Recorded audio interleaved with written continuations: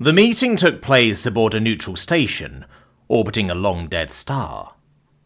Halakriv waited in a sterile, metallic chamber that reeked faintly of antiseptic. Across from them sat the One Human Corporation's representative, a human dressed in simple but elegant black attire, bearing no rank insignia or apparent weapons. The human's unassuming demeanor belied the aura of calm confidence they exuded. "Envoy Halakriv," the human began, their voice a perfect balance of warmth and professionalism. "I am Captain Eliza Morrow, a liaison for One Human. I understand you are interested in our services?" Halakriv studied Morrow carefully, noting the clarity in her eyes and the faint smirk that suggested a confidence bordering on arrogance. "We are considering it.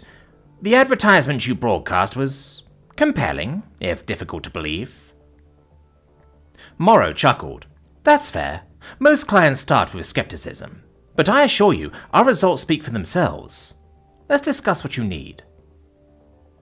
The envoy shifted uncomfortably. "The Viandran hegemony has amassed an armada. Our intelligence estimates a 4-to-1 advantage in their favor. We need effective countermeasures." Morrow leaned forward, her gaze sharpening. "Understood. Let's start with your budget. The more you invest, the more force we can deploy. But adaptability is our strength. Even a modest force can achieve incredible results with the right strategy." Halakriv hesitated. "Define incredible results." "Victory," Morrow said simply, "with fewer casualties than you would expect. That's what we sell." The envoy took a deep breath. "We have liquidated resources and diverted reserves. We can afford what your contract terms describe as a medium battle group." Morrow's face brightened. "A solid choice. A medium battle group gives us flexibility, enough assets to apply pressure where it matters without spreading too thin. Let's see." She tapped a small datapad, bringing up a holographic display. The projection listed an array of options: armored infantry, mechanized units, orbital assets, electronic warfare specialists, and more. Halakriv noted that each category was disturbingly customizable, with sub-options labeled things like psychological destabilization teams and precision chaos insurgent squads. "Here's the standard medium group," Morrow began, pointing to a well-rounded formation, "but let me tweak this to address your specific needs." Her fingers danced across the interface.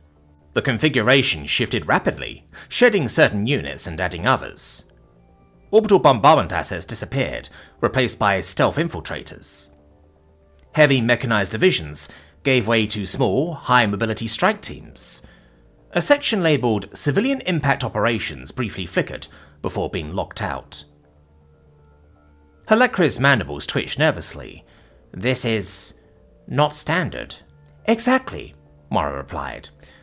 "The Viandrans have predictable strategies, overwhelming numbers, rigid command structures, and a cultural disdain for perceived weaker species. This configuration exploits all of that." She pointed to the stealth units.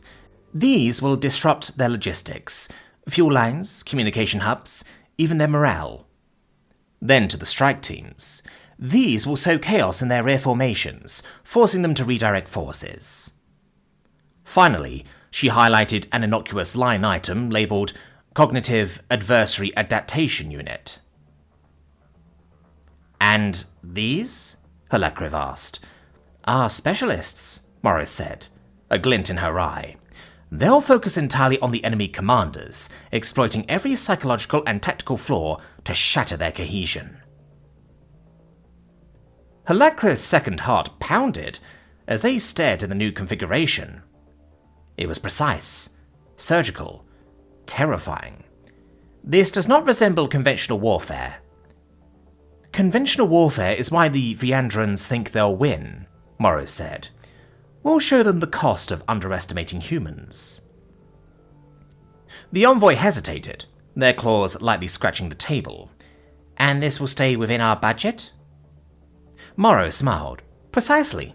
You get what you pay for, envoy, and I assure you, what you're buying is more than enough to turn the tide." Halakriv nodded, though unease churned within them. The Churktan were a proud species, steeped in honour and tradition. What Morrow proposed felt almost dishonourable, yet survival trumped honour. "Very well," Halakris said at last. "We accept your proposal." Morrill extended a hand, her grin widening. "Then let's end this war, envoy."